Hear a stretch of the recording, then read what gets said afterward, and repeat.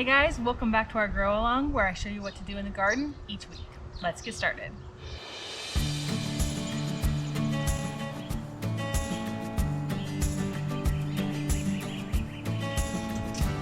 I'm going to start with our basil. So this basil we rooted a couple of weeks ago. We just took a cutting, put it in some fresh water. And you can see we've got good, healthy roots. So the white roots are always healthy. If they start to turn brown, that means they're rotting. So to plant these, I'm going to plant this up to here. So all of this is going to go into the soil. Simple. Make a little hole. You can use a pen, a pencil, anything. And then carefully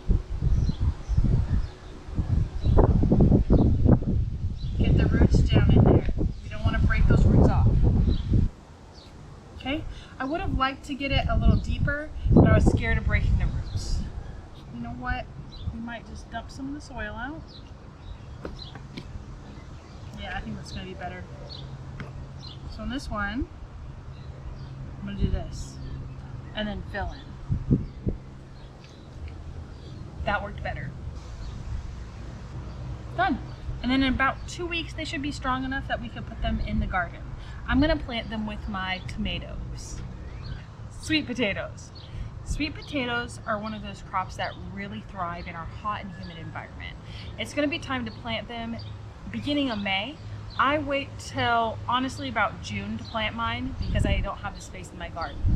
So what I do is I just take a sweet potato, soak it in some water, and I let it soak overnight. Then I put it in some potting soil, and within a couple of, honestly a week or two, I usually get some good slips. So you can see this one's already starting to sprout.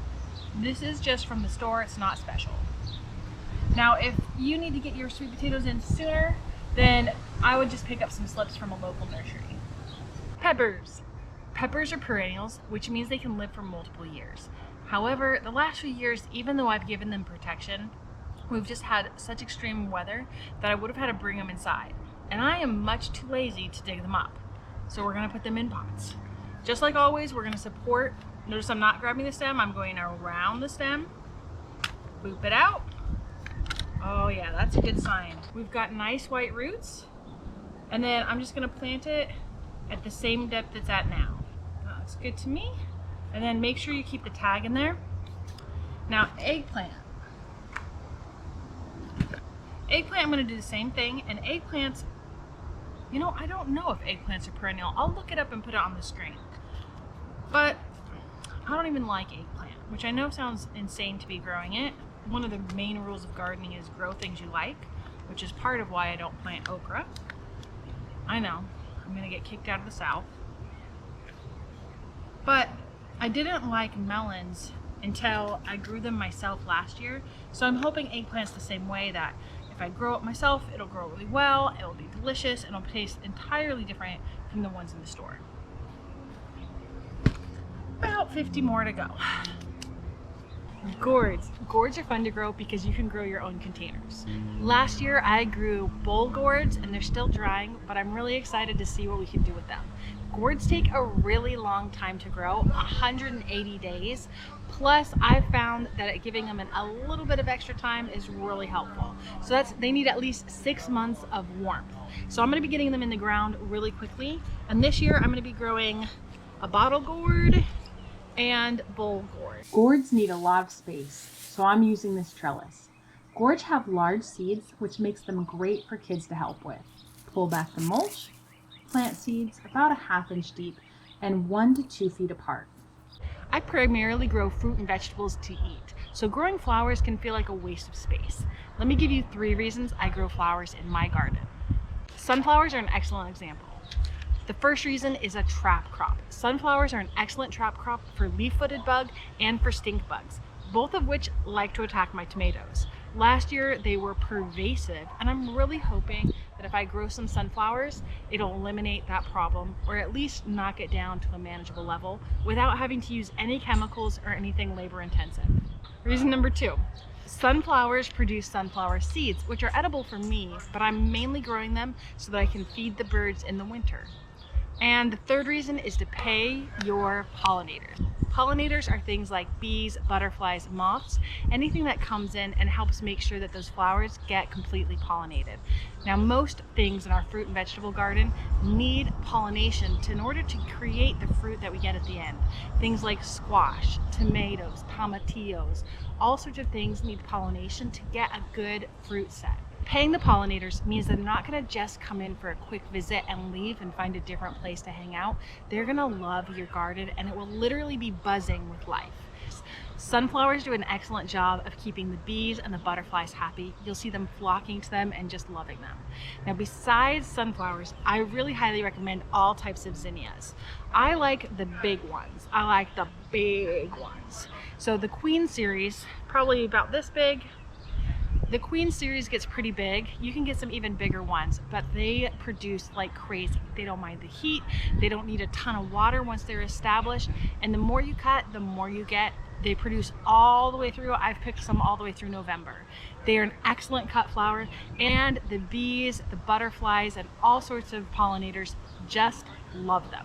This garden doesn't have irrigation to it yet, which makes drought-tolerant sunflowers and zinnias the perfect flower here. Plant sunflowers about a ½ inch deep, and while they aren't too picky about the soil, it is best to break up any large clumps. I space both zinnias and sunflowers about 12 inches apart. Zinnias have a smaller seed and are planted about a ¼ inch deep.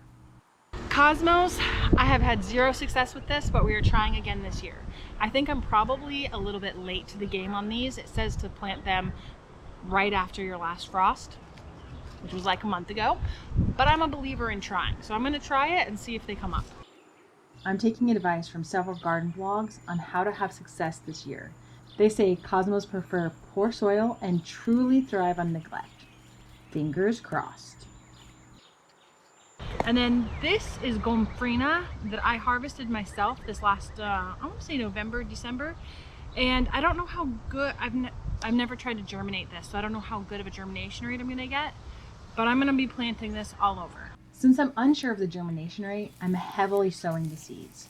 These are basically surface sown at an 1/8 inch planting depth, so a little rake and we should get good contact. This week's garden chores. Pull the mulch away from the base of your onions. This helps them have the space to bulb up. Our tomatoes and carrots have grown enough that we can mulch without smothering them. I like to mulch right over my irrigation lines. This gets water right to the soil level and protects the lines from our harsh sun. Nights are warm enough that it's safe to clean up your tropicals. My banana is in rough shape.